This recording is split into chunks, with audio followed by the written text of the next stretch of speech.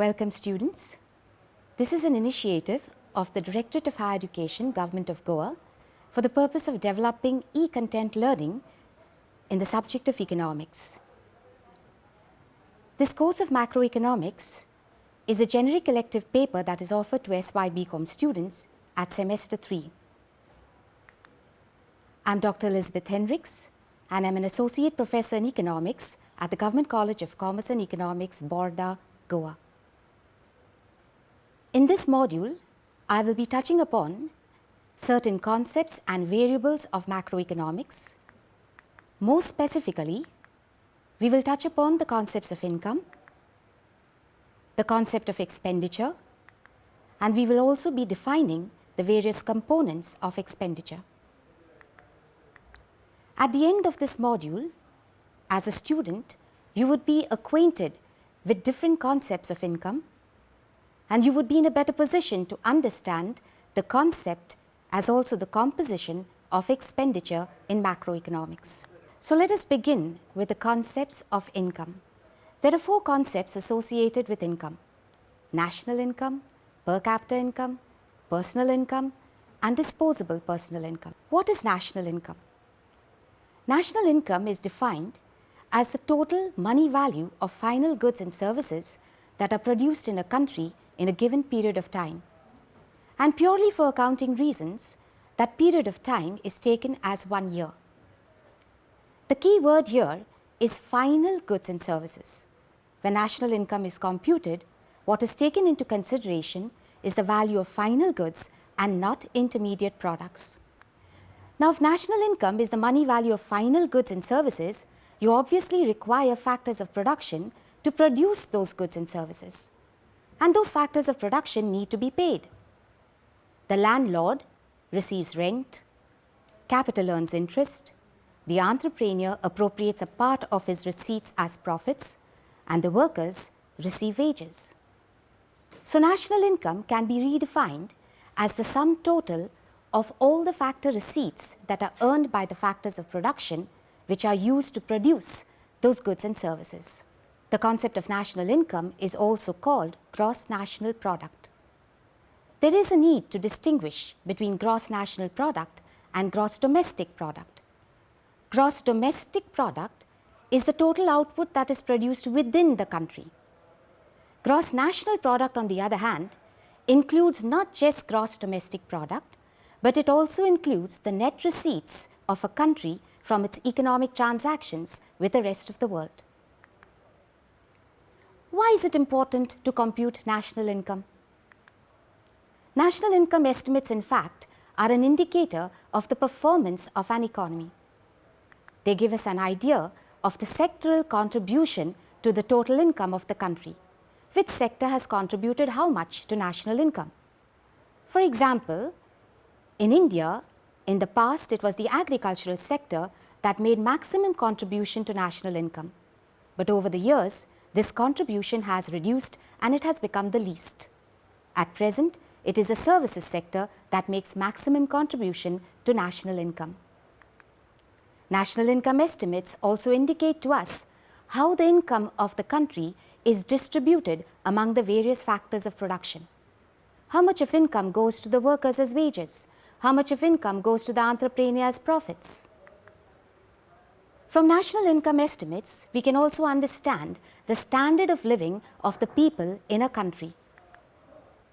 In other words, national income estimates throw up a lot of data on the basis of which the government can formulate and implement policy decisions that is going to have ramifications for the economy at large. The second concept is that of per capita income. Per capita income is the income of an individual. It is income per head. And in order to obtain per capita income, you need 2 variables, national income and population.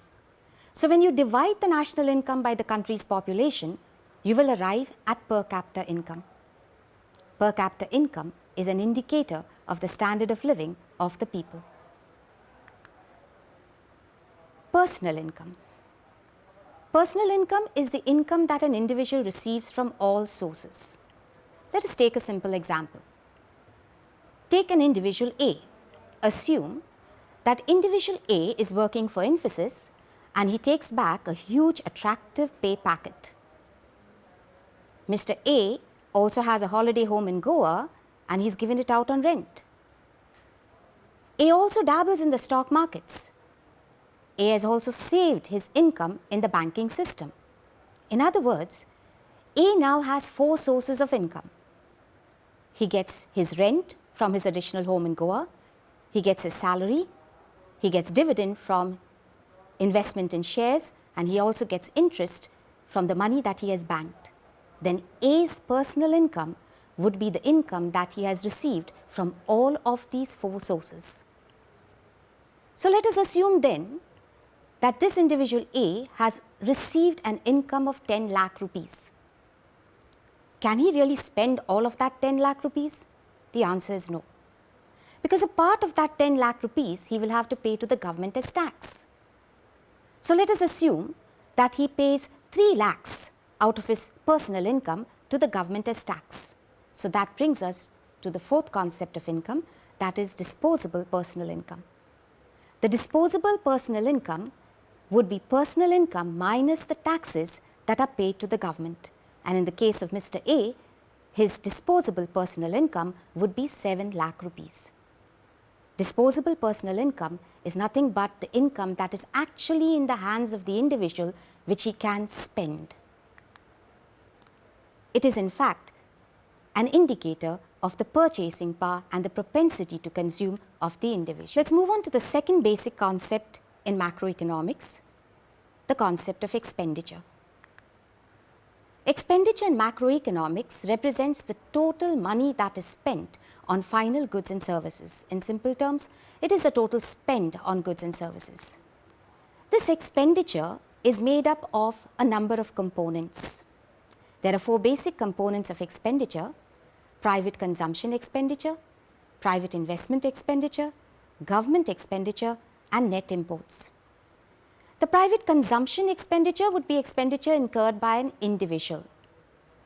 As individuals, we spend on goods, we spend on services, we purchase durable assets, we purchase non-durable commodities, so that would be our private consumption expenditure.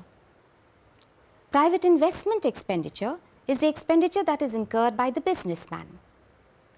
The businessman bears both fixed and variable costs. He has to spend on his building, he needs to spend on capital, equipment, machinery, technology. Those are his fixed costs. But at the same time, this businessman is also incurring expenditure on a recurring basis. He spends on rent, electricity bills, wages, etc. So his private investment expenditure would be a summation of the expenditure that he incurs to cover his fixed and variable costs. And then you have government expenditure. The government spends on a large variety of goods and services. The government, in fact, is one of the single largest purchaser of goods and services.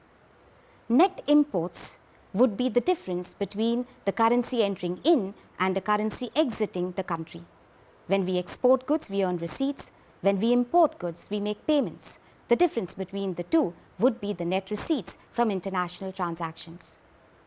Thus, aggregate expenditure is a summation of private consumption expenditure C, investment expenditure I, the government expenditure, and X minus M, which is the net foreign receipts.